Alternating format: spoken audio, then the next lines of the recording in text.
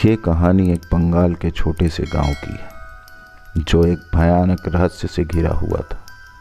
इस गांव में एक पुरानी और खंडर हो चुकी हवेली थी। गांव के लोग मानते थे कि इस हवेली में कोई बहुत ही भयानक ताकत निवास करती है जिसने कई लोगों की जान ले ली थी। इसी कारण यह हवेली सालों से वीरान पड़ी थी और कोई भी इंसान इस तरफ जाने की हिम्मत नहीं करता था। एक दिन इस गांव में रवि नाम का एक नौजवान युवक आया। वह अपने माता पिता की मौत के बाद से शांति की तलाश में घूम रहा था। उसने सुना था कि यह गांव बहुत ही शांत और सुंदर है। उसे इस बात का बिल्कुल भी अंदाजा नहीं था कि वह एक ऐसे भयानक रहस्य के करीब जा रहा है जो उसकी जिंदगी को हमेशा के लिए बदल देगा। रवि गांव में किराए से एक छोटा सा मकान लेता है। जब वो एक दिन शाम में घूमने बाहर निकलता है तो उसे एक पुरानी हवेली दिखाई देती है। वो हवेली बहुत ही बड़ी और आलीशान दिखाई दे रही थी। रवि को इस बात का बिल्कुल भी अंदाजा नहीं था कि वह हवेली कितनी खतरनाक है। गांव के कुछ लोगों ने उसे चेतावनी दी कि वह इस हवेली से दूर ही रहे, लेकिन रवि ने इसे मजाक में ले लिया और कहा कि भूत प्रेत जैसी कोई चीज़ नहीं होती। रवि की जिंदगी सामान्य चल रही थी, लेकिन एक रात अचानक हवेली से अजीबोगरीब आवाज़ें सुनाई देने लगी। यह आवाज़ें इतनी डरावनी थी कि रवि का दिल बैठने लगा। उसने सोचा कि शायद यह उसकी कल्पना है, लेकिन अगले ही दिन वह आवाज़ फिर से सुनाई देने लगी। इस बार वो बहुत ज़्यादा डरा हुआ था।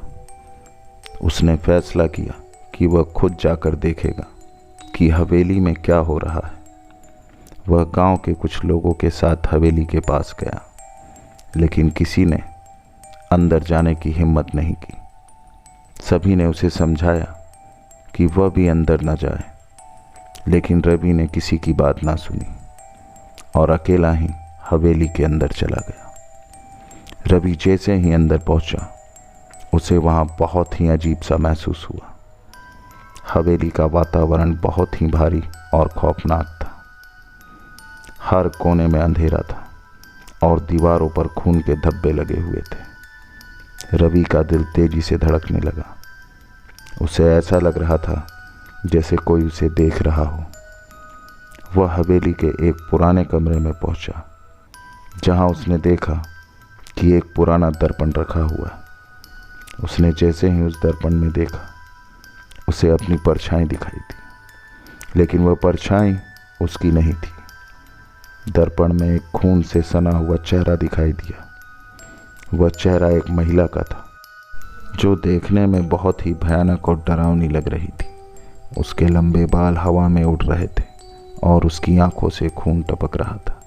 रवि ने जैसे ही उसका भयानक चेहरा देखा, रवि ने जोर से चिल्लाया और पीछे मुड़कर देखा तो वहां कोई नहीं था। तभी उसे लगा कि शायद ये उसके मन का वहम होगा और वह आगे बढ़ गया। तभी उसे लगा कोई उसके पीछे चल रहा है, लेकिन जब उसने मुड़कर देखा तो वहां कोई नहीं था। कुछ देर बाद अंदर से किसी के चीखने की आवाज़ सुनाई दी, जो बहुत ही खौफनाक थी। रवि बहुत ज़्यादा डर गया और भागते हुए हवेली से बाहर आ गया। वो वहाँ डर के मारे काँप रहा था। रवि घर वापस चला गया। घर पहुँचते ही उसकी तबीयत बहुत ज़्यादा बिगड़ गई थी। हवेली की आत्मा अब उसके पीछे पड़ चुकी थी। रवि को दिन रात वो भयानक चेहरा दिखाई देने लगा। वह जहाँ भी जाता, उसे वही खौफनाक आवाज़ें सुनाई देने लगी। उसकी हालत दिन ब दिन बिगड़ती चली गई थी। एक दिन उसने गांव के सरपंच से अपनी समस्या बताई। सरपंच ने उसे बताया कि वह हवेली शापित है। सालों पहले उस हवेली में एक भयंकर घटना घटी थी। हवेली के मालिक ने एक निर्दोष महिला पर चोरी का आरोप लगाकर उसे जिंदा जला दिया था। उस महिला की आत्मा ने मरते समय श्राप दिया था कि वह कभी चैन से नहीं सोएगा, और जिसने भी हवेली में कदम रखा वह उसकी मौत का कारण बनेगी। रवि की हालत सुनकर सरपंच ने उसे गांव छोड़कर जाने को कहा। लेकिन तब तक बहुत देर हो चुकी थी।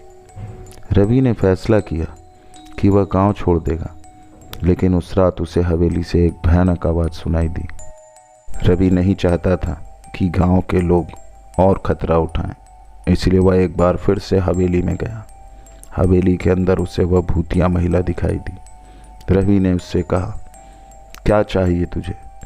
क्यों इन गांव वालों को परेशान कर रही हो? चली जाओ यहाँ से। उस औरत ने कहा, यह हवेली मेरी है, जो भी इस हवेली के पास आएगा मैं उसे मार डालूंगी। इतना कहकर वो रवि की तरफ बढ़ने लगी। रवि ने अपनी जान बचाने के लिए भागने की कोशिश की, लेकिन वह अब हवेली के जाल में फंस गया था। अगले ही दिन गांव वालों को रवि की लाश हवेली के बाहर पड़ी मिली। उसके चेहरे पर एक भयानक सा डर दिखाई दे रहा था। उसकी आंखें खुली हुई थी। गांव में एक बार फिर से खौफ का साया मंडराने लगा। लोग कहते हैं कि अब वह आत्मा हवेली का हिस्सा बन गई है, और जब तक हवेली खड़ी है वहाँ कोई भी जीवित नहीं बचेगा। आज भी लोग उस हवेली के पास जाने से डरते हैं। वे कहते हैं कि जो भी उस हवेली के करीब जाएगा वह कभी वापस नहीं आएगा। हवेली आज भी उसी तरह खड़ी है जैसे सालों पहले थी। उसमें रहने वाली आत्मा अपने अगले शिकार का इंतजार कर रही है। दोस्तों, ये कहानी आपको कैसी लगी हमें कमेंट्स करके ज़रूर बताएं। अगर कहानी अच्छी लगी हो तो चैनल को लाइक करें, सब्सक्राइब करें, साथ ही में बेल आइकन दबाना ना भूलें। धन्यवाद।